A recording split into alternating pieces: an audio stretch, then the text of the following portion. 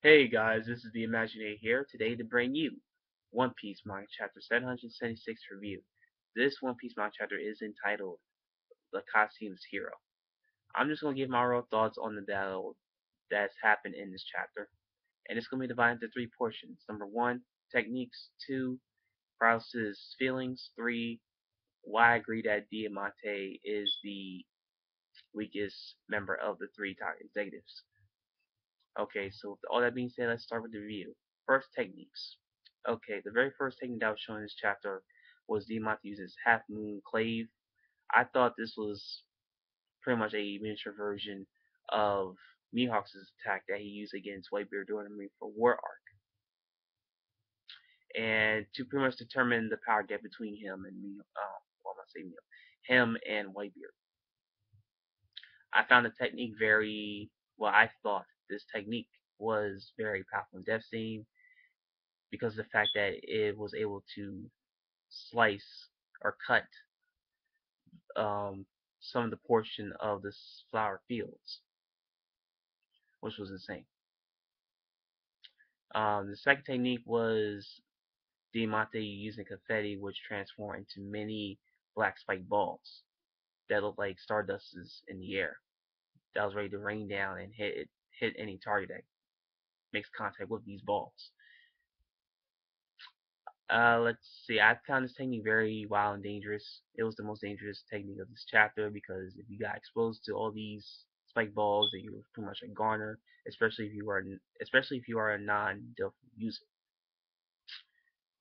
Okay.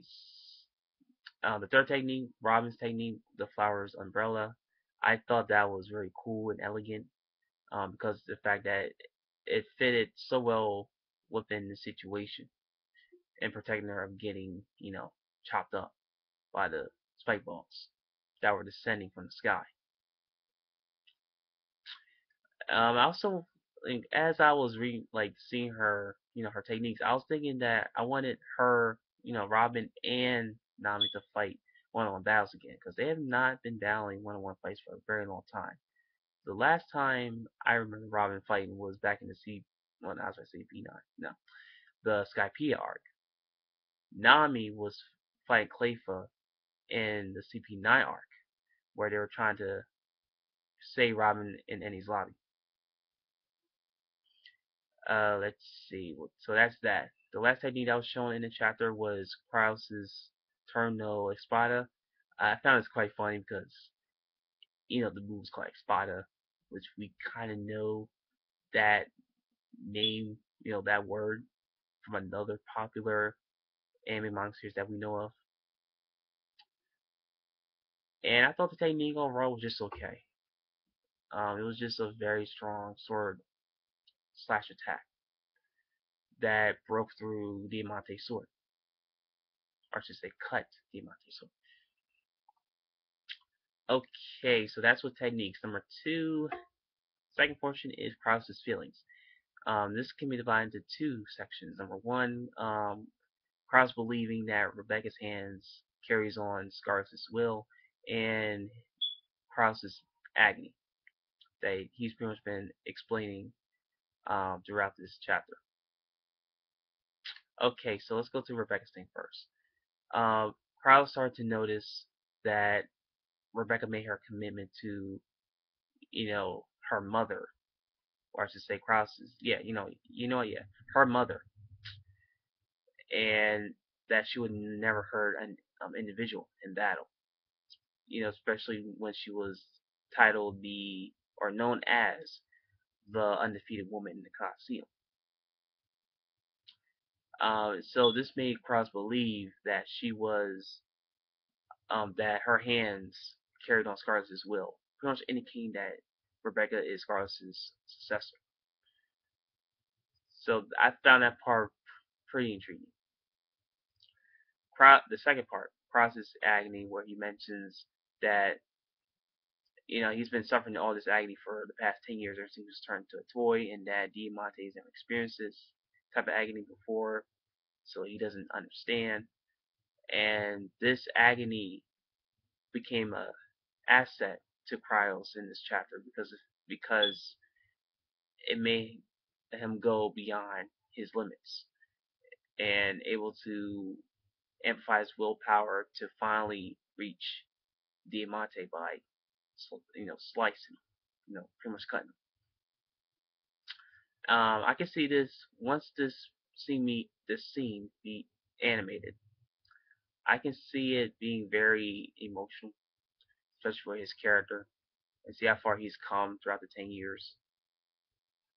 So that's just a little extra thought there. I think. Let's see. I think yeah, that was pretty much it for Kyros. So yeah, I thought his in-depth characterization I thought was good, and his durability was decent. After standing up against those spike balls, which was pretty cool. It wasn't really his durability is not like Luffy or Zoro level, but it's still pretty good regardless. Okay, now the last thing I like to touch upon is Diamante being the three pretty much the weakest of the three top executives. Okay,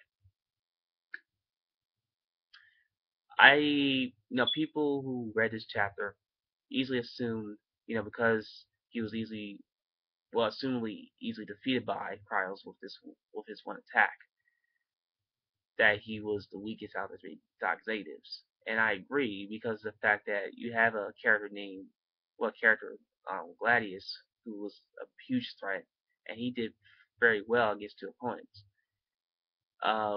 Diamante, you expect higher because he is a top executive. The top executives are pretty much the second strongest people, right after Doflamingo, and their strength should be the comparison of Doflamingo himself. But because of the fact that if Diamante gets knocked out, then this will show that he has poor durability and will pretty much lower his expectations as a strong character. It'll probably also indicate the huge gap between Diamante and Doflamingo. Obviously, because we are not as strong Doflamingo is. He's ridiculously strong. But yet afraid of Kaido, which is even scarier. But anyway, so yeah, Diamante, if he does recover from this attack, then his durability will pretty much be okay. But assuming that this is the climax of the battle, we can safely assume that he's not going to get up. He's pretty much done at this point. Thus, yeah, make him the weakest since he was taken out so easily. But we'll see what happens. But I am heavily seeing that this is the end, and this will indicate why he's the weakest out of the three top executives. Alright, so with that all being said, that is the review, guys. Thumbs up if you like this video. Comment down below your thoughts on the chapter, and also subscribe to my channel, Imagine, for more manga chapter reviews, and discussions, and many more. With all that being said, have a great day, guys. Bye.